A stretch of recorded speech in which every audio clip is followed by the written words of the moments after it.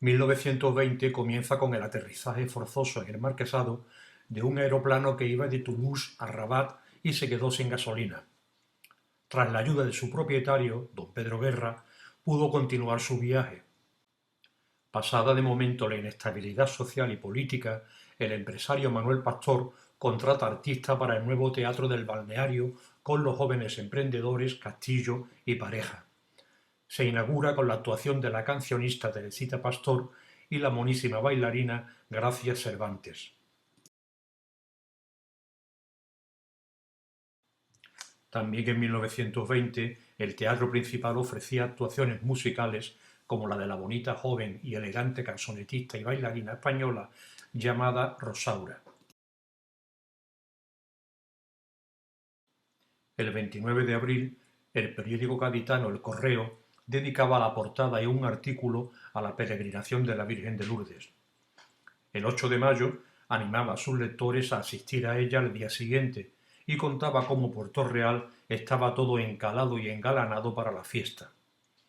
Sin embargo, otro periódico gaditano, El Pueblo, hablaba de que la peregrinación estuvo muy desanimada y que los peregrinos venían más a pasar un día en las canteras, comiendo a placer y bailando el foxtrot o la machicha y olvidando el milagro. En enero de 1921, el Diario de la Mañana, a través de la pluma de Candidito, denunciaba el pésimo estado del muelle que ya se denominaba Almirante Cervera. El estacado que lo protegía de las embestidas de los barcos cuando atracan no existía y el hierro sufría los grandes golpes. También hablaba del mal estado de los jardines, del muelle o del Porvenir convertidos en manchones, del alumbrado público deficiente y del precio del pan, del que un kilo significaba la quinta parte del salario diario de un obrero.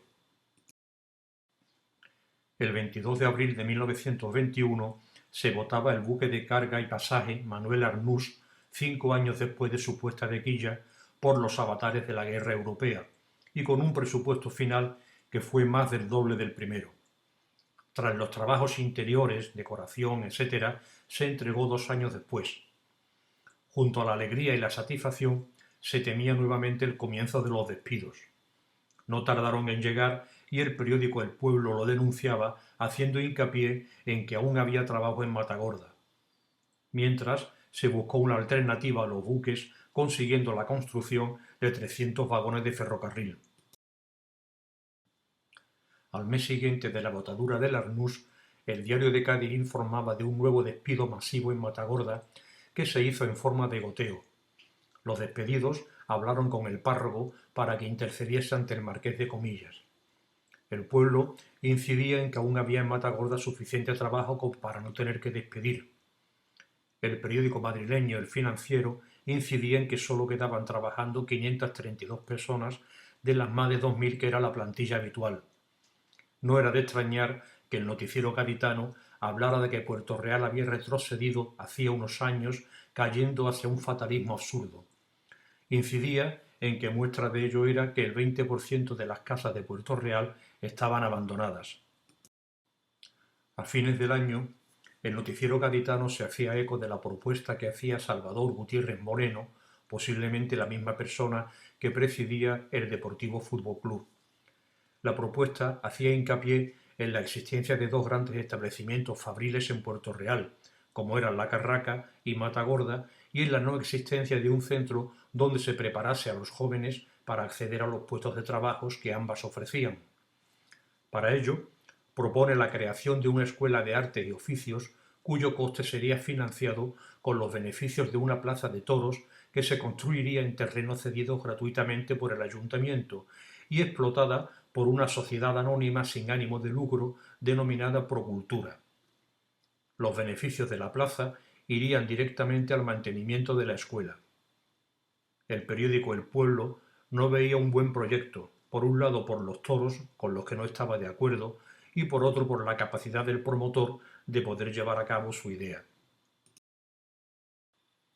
A comienzos del siglo XX, Francia, Alemania y España se enfrentaron por el control del norte de África.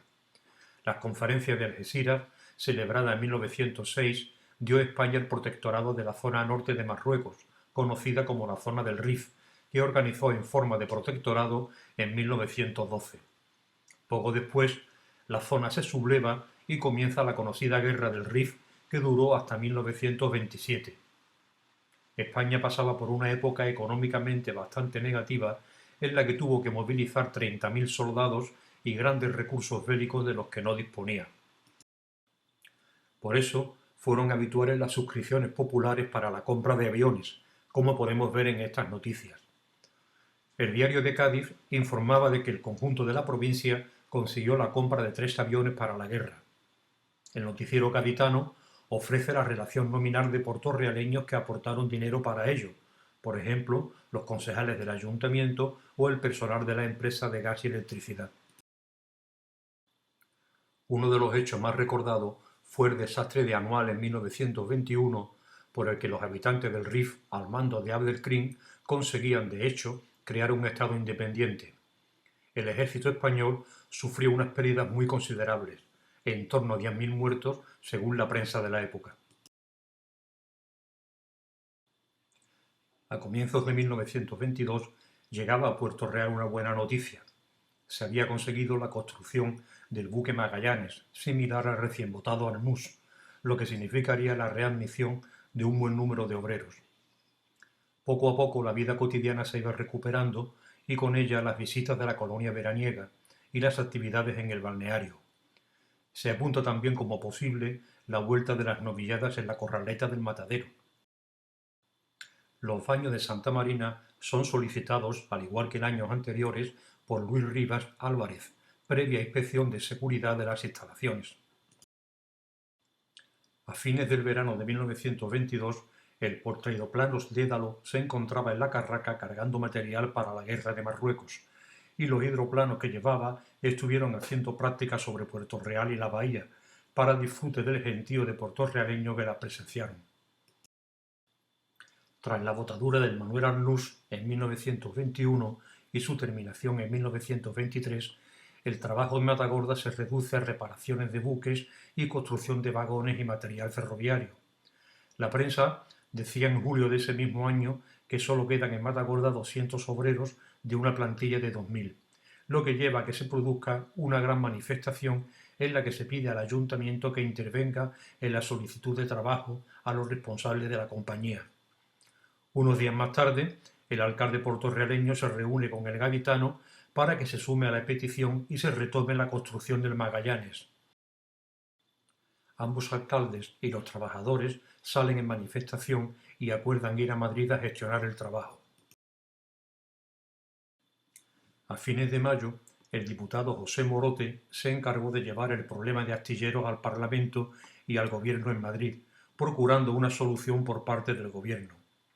En julio, marchó a Madrid una comisión con representantes del Ayuntamiento, el Comercio y obreros que, junto a la de Cádiz y los parlamentarios gaditanos, volvieron con la convicción de que sus gestiones iban por buen camino. También informaba la prensa de que los dos balnearios estaban muy concurridos. El Ayuntamiento organiza una kermesi en el Porvenir para el socorro de los obreros de Matagorda sin trabajo. La prensa daba cuenta de ello, de la tómbola benéfica, casetas de vinos, chocolates, helados, banda de música, iluminación especial y baile final en el casino. En medio de una situación desesperante, en mayo se celebró la feria con los mismos contenidos que años anteriores, y también la peregrinación de la Virgen de Lourdes a las canteras, a la que según las autoridades asistieron más de 10.000 peregrinos. Para complicar más la situación, Argentina va a decidir un aumento de los aranceles de la sal importada desde la bahía. 5 pesos de oro por cada tonelada de las 200.000 que se exportaban al año, el 70% del total producido en la bahía. Según todas las personas entendidas, significaría un descenso importantísimo en las exportaciones y con ello el desempleo asegurado y el fin del llamado pan de los pobres de la bahía. El periódico Nuevo Mundo nos proporciona unas magníficas imágenes del trabajo en los esteros en aquellos duros años.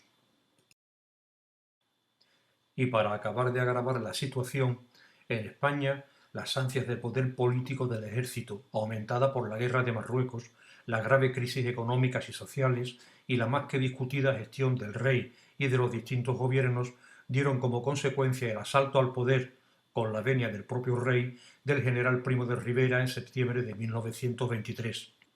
Mientras en Europa se disfrutaba de la democracia y los felices años 20, España sufría una dictadura y una gran crisis económica.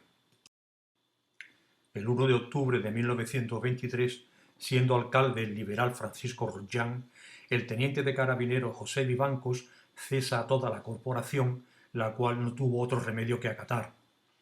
Ese mismo día toma posesión la nueva corporación nombrada y adicta al golpe, que designó alcalde al maestro de la escuela de Matagorda, Emilio Alegre. Este acepta, pero a la vez pide su relevo debido a su edad, 70 años, y al mal estado en que se encuentra. Su dimisión fue aceptada y fue designado el farmacéutico José María de Puelles, puesto que era prioritario tener una titulación profesional para ser alcalde.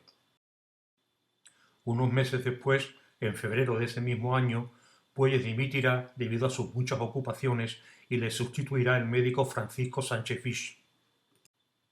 La llegada de la dictadura no hizo mejorar la situación de Matagorda ni en general la del país. El Diario de Cádiz publicaba en marzo de 1924 la crisis en la que estaba sumida Puerto Real por los despidos de Matagorda. En otro número hablaba de hambre en Puerto Real, así como de que representantes de todas las clases sociales marchaban a Madrid para intentar que el directorio militar resolviera el problema del trabajo en Matagorda. Primo de Rivera se compromete a una pronta resolución con nuevas reparaciones, como la del crucero Princesa de Asturias, pero no se programan construcciones.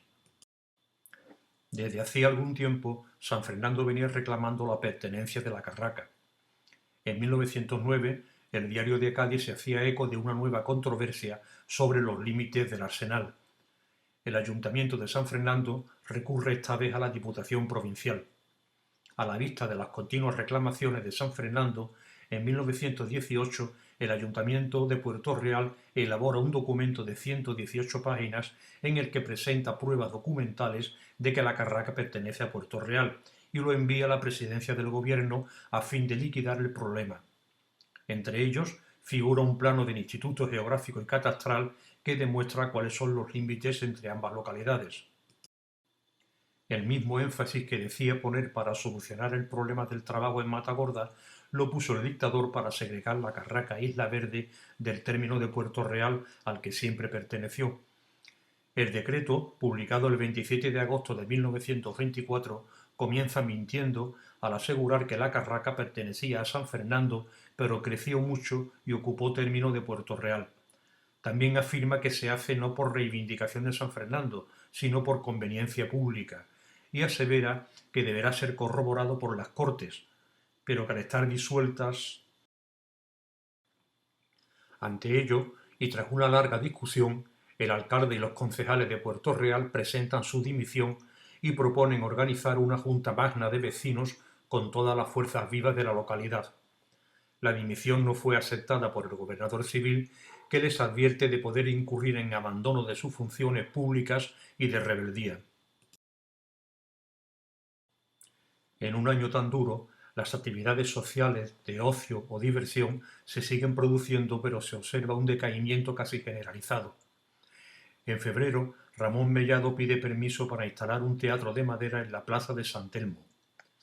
Se celebró el carnaval con mucha gente en la calle, pero con pocas máscaras. Una noticia muy celebrada fue la inauguración del campo de deportes de la Sociedad Deportiva. Las autoridades, las madrinas, la alta sociedad y 6.000 espectadores presenciaron el partido entre el competidor del puerto de Santa María y el Deportivo Fútbol Club de Puerto Real. Mayo, como siempre, era el gran mes antesala del verano. Comenzó con la peregrinación de la Virgen de Lourdes y siguió con la feria a mediados de mes, con el mismo programa que años anteriores. En julio se celebró la procesión de la Virgen de Lourdes con el recorrido tradicional hasta el muelle Almirante Cervera. En septiembre actuaba en el teatro principal, que por aquel entonces se llamaba Infanta Isabel, Blanca Azucena y sus botones. Asistió un curioso personaje, el príncipe de Abisinia, que había venido a ofrecer un autógrafo a la señorita Gordon.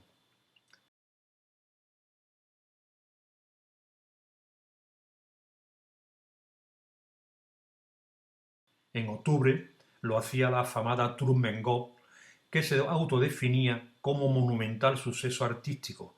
Su repertorio incluía cancionistas, bailadores de flamenco, bailarinas, guitarristas, canzonetistas. Los balnearios no gozaron de sus mejores años.